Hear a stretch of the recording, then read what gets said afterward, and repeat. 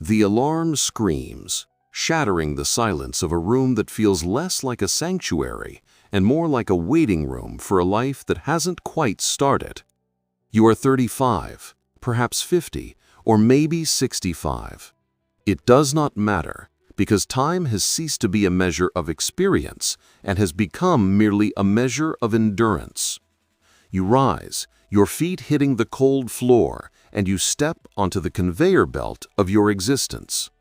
You consume breakfast without tasting it, commute to a job that demands your time but rarely your spirit, and engage in conversations that skate aggressively across the surface of reality, terrified of breaking the ice and plunging into the depths below.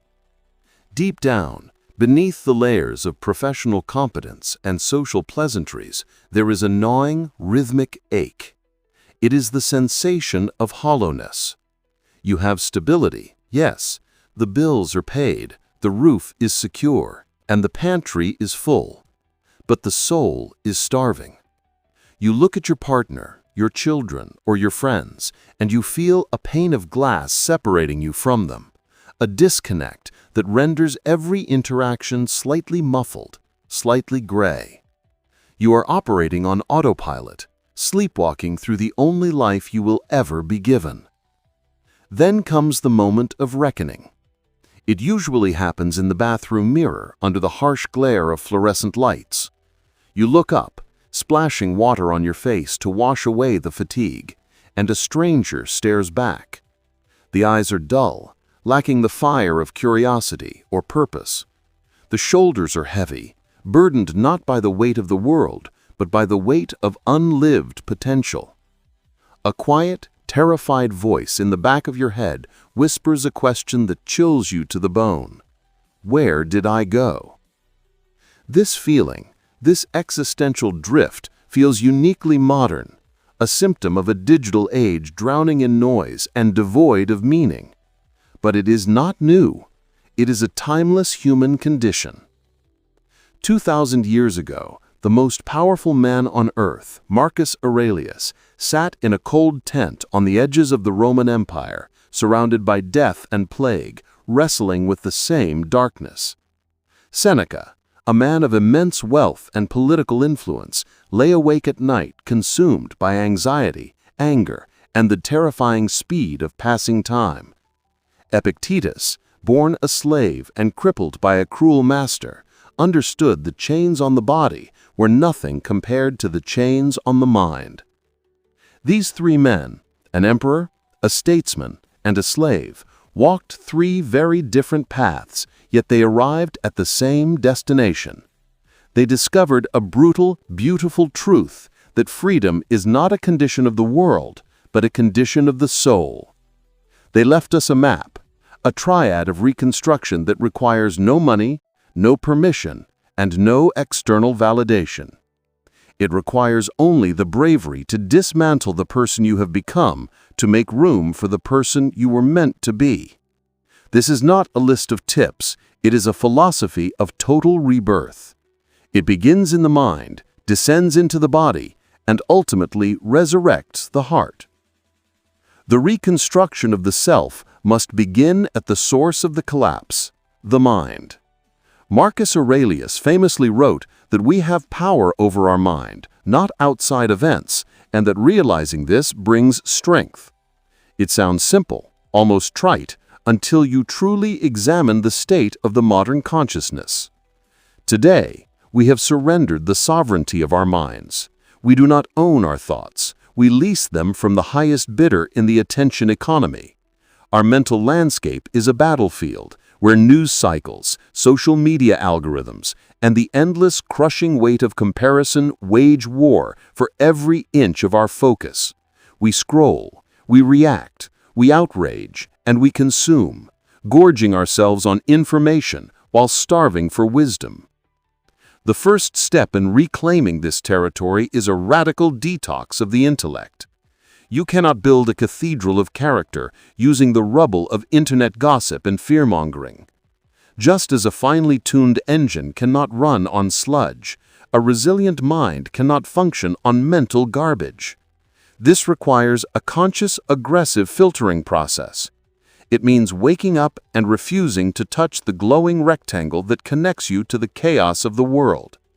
It means carving out a sacred window of time, perhaps the first 30 minutes of the day, where you feed your mind truth instead of trash. This is not about reading in the casual sense. It is about training. You immerse yourself in the biographies of those who overcame the impossible. You study philosophy that challenges your comfort, and you learn skills that sharpen your cognitive blade. You treat your mind as either your greatest weapon or your worst prison. The choice is made in what you allow through the gates. This process inevitably hits a wall, the invisible prison of your own limiting beliefs. I'm not good enough. It's too late. I don't have the time. We treat these statements as objective facts, immutable laws of the universe. In reality, they are walls we have built ourselves, brick by brick. The Stoics had a concept for this called assent, the act of agreeing with an impression. When fear whispers that you are an imposter, that is just a thought. It becomes a reality only when you give it your assent. The reconstruction of the mind requires you to revoke that agreement. You must identify the beliefs that are suffocating you and rewrite them as declarations of power. I am overwhelmed must be transmuted into I am learning to prioritize what matters. I am too old must become I possess the wisdom to begin again with clarity. This is not toxic positivity, it is cognitive warfare. It is the refusal to be the jailer of your own potential. This mental discipline must be ritualized. It is not a one-time fix, but a daily hygiene. It requires the mindset of a warrior who stands guard at the gates of the citadel. You must scrutinize your thoughts as they arise.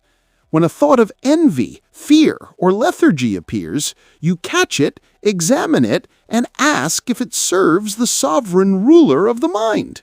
If it does not, you discard it without mercy. You must come to view your mind as a kingdom. For too long you have left the gates open, allowing looters and vandals to trash the throne room.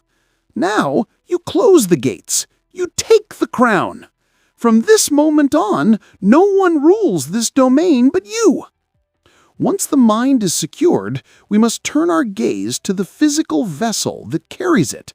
One of the most dangerous lies of modern intellectualism is the idea that the mind and body are separate entities, that one can cultivate a profound intellect while letting the body rot in a state of sedentary decay. The Stoics knew better. They understood that the body is the foundation of the soul, the literal machinery through which your purpose is enacted in the world. You cannot maintain a titanium will inside a framework of glass. Marcus Aurelius, despite his frailty, reminded himself at dawn that he was born to work as a human being, not to huddle under the blankets. He rose not because it was comfortable, but because discipline was the rent he paid for his existence. The reconstruction of the body begins with the understanding that nutrition is a form of discipline, not a source of entertainment. In our modern abundance, we treat the body like a trash bin, treating boredom with sugar and stress with grease. Every bite you take is a vote. You are either voting for the person you want to become, sharp, energetic, capable, or you are voting to remain chained to your lethargy. This is not about aesthetics or vanity. It is about energy management. Before every meal, the question must be asked, will this fuel my purpose or feed my weakness? When you control the fork, you are exercising the muscle of restraint. You are proving to yourself that your long-term vision is stronger than your short-term impulse. This awareness rewires the connection between your physiology and your willpower, turning eating from a mindless habit into a conscious choice of self-respect. Fuel, however, is useless without recovery.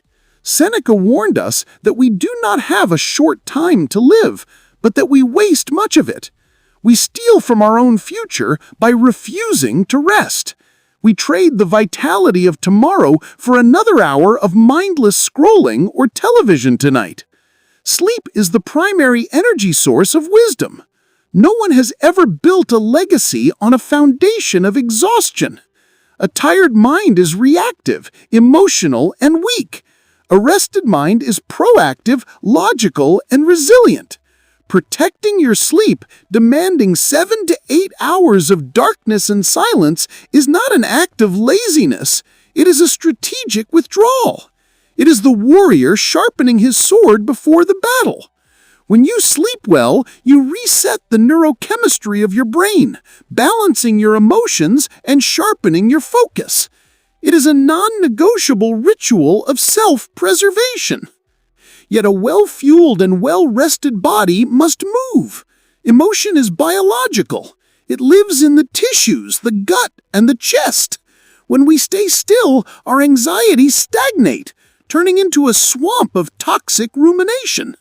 The cure for a frantic mind is often a moving body. If you are anxious, you walk until the rhythm calms your pulse. If you are angry, you run until the rage is burnt out of your lungs. If you are lost, you lift something heavy until the sheer physical effort forces you back into the present moment. Epictetus taught that no great thing is created suddenly. The body is sculpted through the daily grind of movement. It does not require a gym or expensive equipment. It requires the humility to sweat. Whether it is climbing stairs, stretching on the floor, or pacing a room, the act of movement sends a powerful signal to the brain. I am in command. It is a silent declaration that you are not a passive observer of your life, but an active participant. To truly forge a Stoic body, however, one must go beyond mere exercise and embrace the practice of voluntary discomfort. This is the counterintuitive secret of the ancients. We live in an age that worships comfort. We have temperature-controlled rooms, soft chairs, and instant gratification. As a result, our tolerance for adversity has atrophied. We crumble at the slightest inconvenience. The Stoics practiced voluntary hardship, sleeping on the floor, fasting, exposing themselves to cold, not because they were masochists, but to inoculate themselves against misfortune. They trained for poverty in times of wealth. They trained for war in times of peace. You must introduce small, controlled doses of hardship into your life. Take the cold shower and stand under the freezing water until you stop gasping, teaching your nervous system that you can remain calm in the face of shock. Fast for a day to learn that hunger is just a sensation, not an emergency. Run in the rain. These small acts of voluntary discomfort build a callus over your fear. They teach you that you require very little to survive and that you are capable of enduring far more than you believed. Every time you choose the hard path over the easy one, you are depositing currency into a bank of self-trust. You are proving to yourself that you are not a slave to your comfort. You are the guardian of the temple, and you keep the walls strong so that the soul within may flourish. If the mind is the navigator and the body is the ship, the heart is the wind in the sails. Without it, you may drift, perfectly preserved and perfectly disciplined, but ultimately going nowhere. This is the trap of the intellectual Stoic, becoming a stone, cold and unfeeling. But true Stoicism is not about the absence of emotion, it is about the proper stewardship of it. Many of us feel empty, not because we have no feelings, but because we have built fortresses to keep the pain out. In doing so, we have inadvertently kept the joy out as well. We have gone numb. The third level of rebirth, fixing the heart, requires the courage to dismantle these walls. It begins with the terrifying act of silence.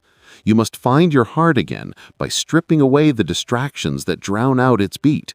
You must sit still, without the phone, without the music, without the busy work, and ask the dangerous questions. If I could not fail, how would I live? What am I pretending not to care about? Who am I when no one is watching? These questions often bring a tightness to the chest, a physical manifestation of suppressed truth. Do not run from this. That trembling is the proof of life. It is the signal that the pilot light of your soul is still flickering. You must listen to the whispers that arise in the silence, for they are the compass headings you have been ignoring. To move forward, the heart must also be lightened. We carry an exorbitant amount of luggage, trunks filled with old anger, guilt, regret, and disappointment.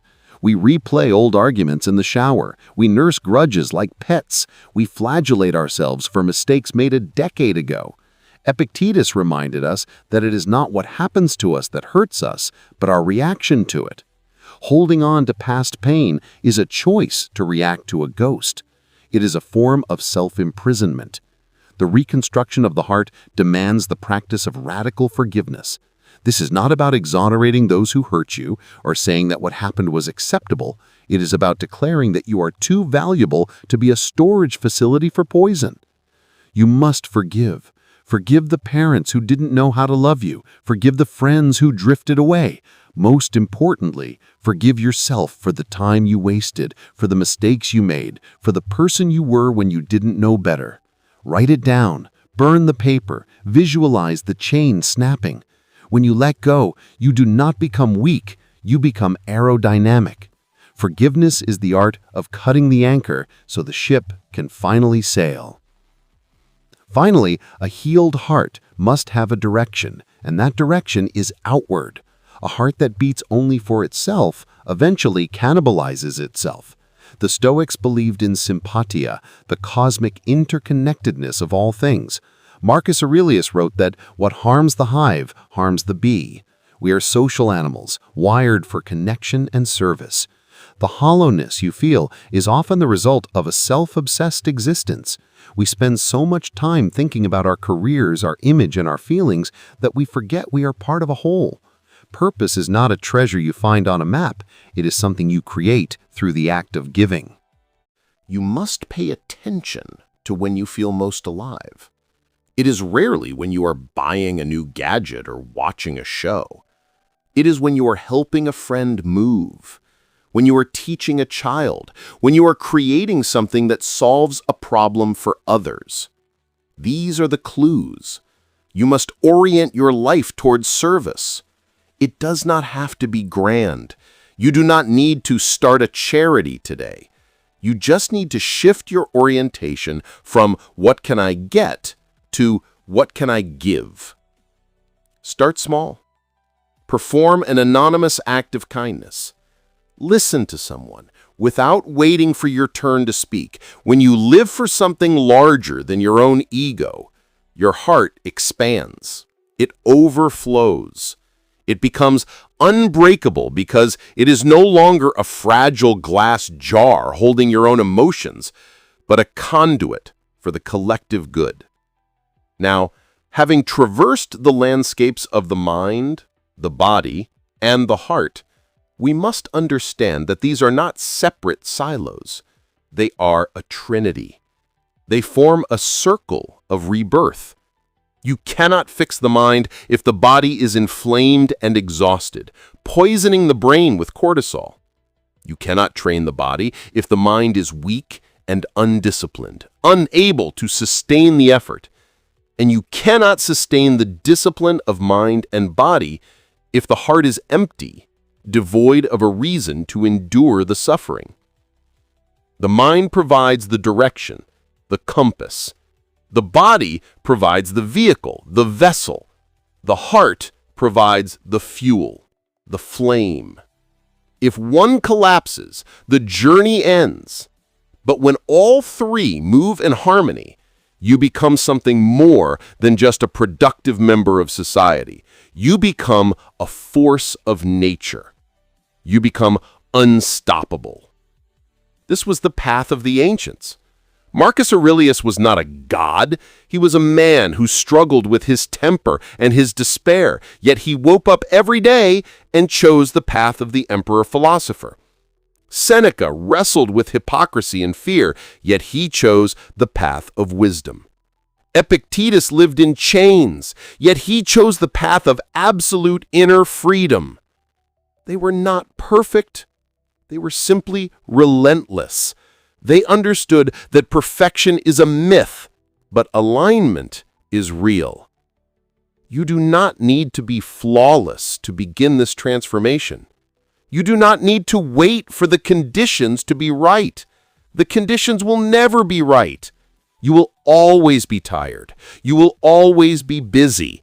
There will always be a reason to wait until Monday, until the first of the month, until the new year. But the Stoic knows that someday is a disease that will take your dreams to the grave.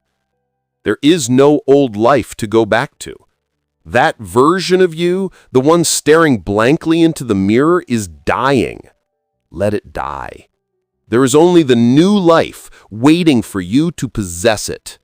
You are the author of this transformation. You are the warrior of the mind, guarding against the invasion of noise. You are the guardian of the body, forging a vessel of iron and will. You are the protector of the heart, keeping the flame of purpose alive in a cold world. So stand tall. Take a deep breath and feel the air fill your lungs, asserting the undeniable fact of your existence. Feel the quiet fire igniting in the center of your chest. Take the first step. Not tomorrow, now. The world does not need another copy, another sleepwalker, another hollow shell. It needs you. It needs the raw, honest, powerful, awakened version of you. The door to the cage is open. It has been open the whole time.